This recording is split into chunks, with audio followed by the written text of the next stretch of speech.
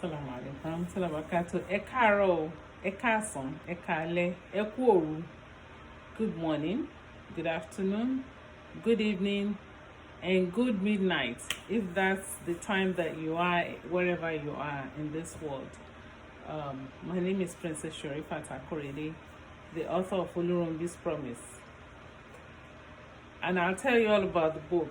It's an African folktale. I'll tell you all about it and what this presentation is all about. I have been living in the United States for so many years, for so many decades. And I am a storyteller. I just love telling stories to people, children and adults, I guess it's an inheritance from my parents, especially my father. May his soul rest in peace. Alhaji Sheikh Murtada Akorede. He was a great storyteller. So we grew up listening to stories, so many wonderful stories from him. And, the way he tells the story, he just carries you along. And so I'm usually an adult writer, an adult content writer. But I realized that a lot of the children in the diaspora, also the children in Africa, especially in Nigeria, in Lagos, in the cities, in Lagos, maybe Ibadan as well, they're losing our culture. You may have heard that African folklore is so rich. It's a beautiful culture. We have so much to offer the world. We have so much to offer our children and adults alike, families. There are so many stories that have been passed down through oral tradition. A lot of them were not in writing. A lot of African history, mythology, folklore, they were just passed down by oral tradition. So, but there are so many efforts lately that people are putting all these things together in writing. So this is what I'm also doing, sharing my heritage with the Africans in the diaspora, the African Americans who have been deprived of their heritage, to bring it home to them, and also to our sisters and brothers of different races. Anyone, wherever you are, whoever you are, can enjoy literature. Literature is universal. It's a universal language, that we all share, we can all enjoy. So this is why I'm doing a lot of things, a lot of activities to promote the African culture. Also, one of my main reasons is to continue to promote the existence and the continued existence of Yoruba language. Of course, it's been eroded because we were colonized by the British, and not only do we have the colonial mentality so ingrained in us that we value English language, French, and foreign languages more than our mother tongue. A lot of families, even in Nigeria, they rather teach their children English than their native language, Yoruba, Igbo. I think the Hausas are better in terms of retaining their language. But Yorubas are mostly, and a lot of Igbos, I've heard from Igbos and other ethnicities, they think that you just need to know English and that's it. But it's always better to be bilingual, multilingual, and we don't need to lose our heritage just to assimilate and accept other foreign heritage. You can learn English and be perfect and be a master in English, but keep your heritage, be proud of it. And this is what I'm doing. This is why I wrote this book. And so it's called Olurounbi's Promise, an African Folktale. Also, in order to make it very authentic and enjoyable for everyone, it's a family story. It's not just for children. There are so many adult topics involved, addressed in the story. So the entire family, from children all the way to grandmothers and grandfathers, they can enjoy it. They can find aspects of it that they can relate to. So, and as I was saying, in order for it to be authentic and enjoyable, I have started learning. I'm still a beginner, really a beginner. I'm trying to learn how to play the drum, because in almost all Yoruba stories, on almost all Yoruba folk tales, there are songs there. And I remember that we used to look forward to the songs in the stories. We always want, songs there so we can sing along and we can dance along. So what is a song without drumming and percussion? So I'm not a percussion like this. Is shekere. It's very easy, Olurounbi jẹjẹ ewúrẹ́ ewúrẹ́ ewúrẹ́ oníkálukú jẹjẹ àgùntàn àgùntàn gbọlọgbọ. Olurounbi jẹjẹ ọmọ rẹ̀ apọ́n bí epo. Olurounbi o dandan ìrókò dandan. That's shekere. We have the gong. So the song in the story is what I just sang now. This is the little drum. It's called gong. So I'm gonna sing the song with this, and I will attempt to sing the song also with the iyalu. That's the big drum. Okay, so here we go. Oníkálukú jẹ̀jẹ́ ewúrẹ́ ewúrẹ́ ewúrẹ́ oníkálukú jẹ̀jẹ́ àgùntàn àgùntàn gbọlọjọ. Olurounbi jẹ̀jẹ́ ọmọ rẹ̀ apọ́n bí epo. Olurounbi o dandan ìrókò dandan. So that's gong, the small drum, and then we have the iyalu. I have a teacher in Nigeria, and I have a teacher in the United States.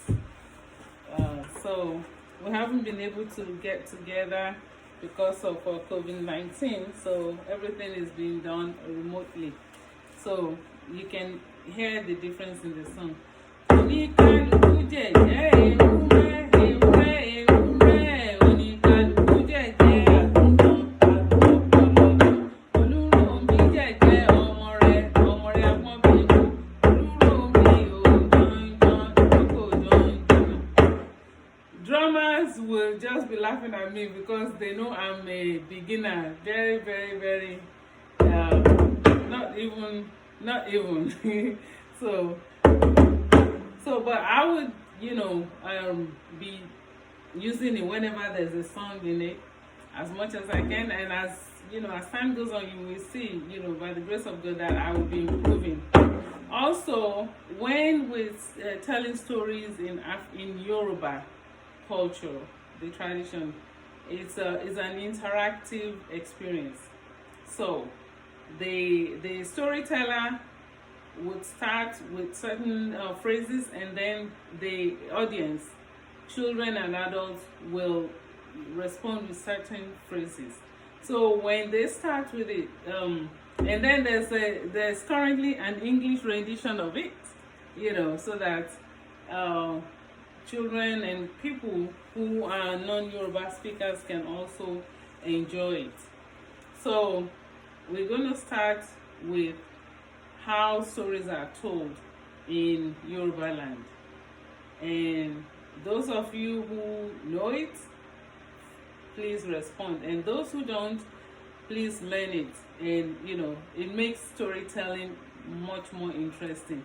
So I am the narrator, and today I'm going to read some of the, book. I'm going to read some of it, but I wanted to, give you introduction, and this is what we're going to be using moving forward.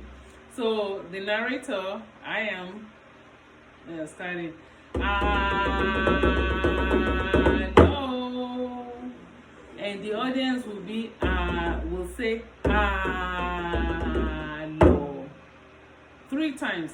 Hello.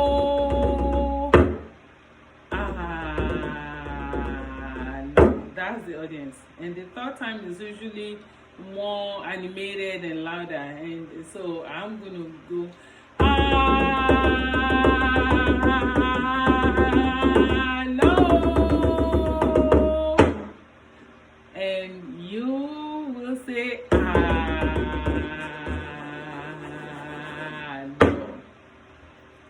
And then I'll be like, hello,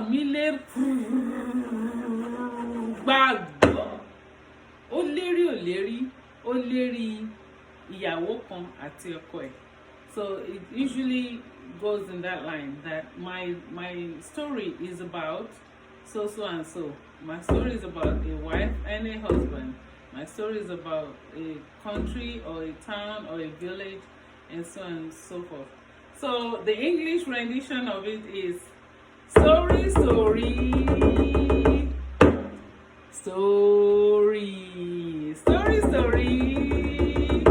Your audience will be like, story.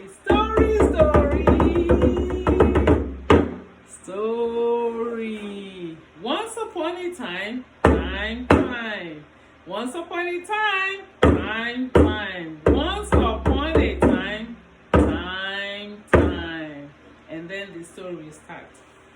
So I hope you've enjoyed that little intro. Now, let me go to the book.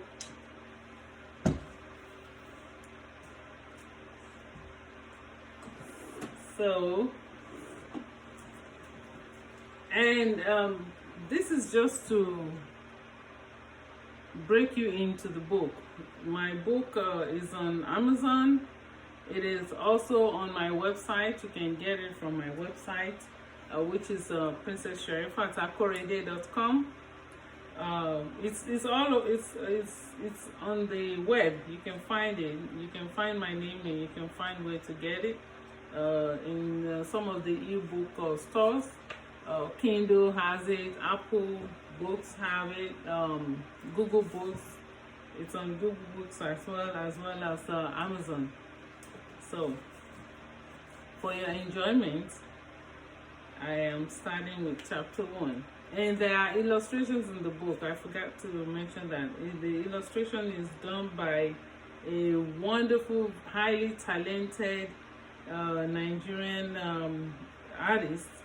His name is Akinboye Sukomi. He did the illustrations and they are original. And yeah, he's really wonderful. So chapter 1, and the chapters are written both in English and Yoruba. So the chapter 1 says Eko, Lagos, 1975.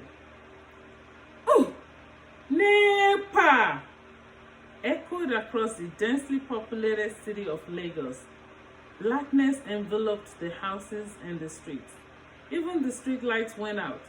But instead of dampened spirits and anger, the youngsters from each family started giggling and laughing. The Nigerian National Electric Power Authority, called NEPA, had wielded its authority as usual to eliminate light from parts of Lagos City. No one knew how long the outage would last. After helping her mother lit a wax candle, Labake rushed to the corner of the room where straw mats rested against the wall. She grabbed one and ran out of her family's 2-bedroom apartment. Her farewell, "Odabo Mami," trailing behind her. Mama Labake smiled, shaking her head. I wonder which tale Alhaji Olomowewe will narrate today. Labake almost collided with a couple of boys who were racing each other to the coconut palm tree in the middle of the Ainike housing courtyard. Even though she couldn't catch up, she joined the race. Children from several houses spilled onto the streets and were assembling in varying clusters, some carrying lanterns, others armed with battery operated torchlights, and some without anything to light their way. Several children were already buzzing like bees on their woven mats made of straw and rubber. All parents knew that their children belonged to Alhaji during power outages. The only children who did not get to attend the storytelling under the palm tree were those who were sick or grounded by their parents. Labake rolled out her mat as closely as she could to the base of the tree where Alhaji usually sat. The world's best storyteller liked to sit on a mat and rest his head and rest his back against the tree trunks. This time, the power outage occurred just as the Muslim call to prayer rang through the streets. The call, signaling full sunset, was heard over loudspeakers from the surrounding mosques, just as families prepared for supper and other end-of-day activities. Alhaji emerged from the small mosque in the compound, beaming from ear to ear. His eyes danced over his children. He called all the neighborhood children his. He didn't treat his own 4 biological children and his 3 nephews and a niece who lived with him with any preference. He was adored by all the children and most of the adults in the area.